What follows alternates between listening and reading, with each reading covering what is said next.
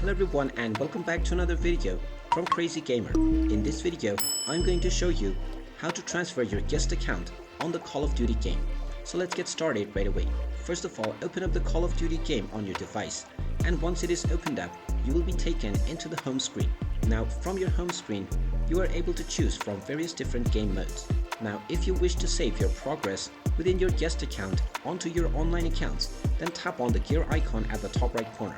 Now from this page, you will find the Facebook as well as the Call of Duty icon at the top. Now if you don't already have your Call of Duty icon registered, you will find the sign in button.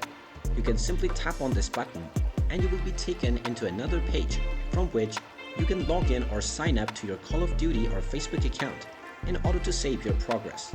Now once you create your account or sign into your existing one, you will see this icon appear at the top of your settings page, which means that your guest account has now been linked to your Call of Duty account, and all of your progress will now be saved online.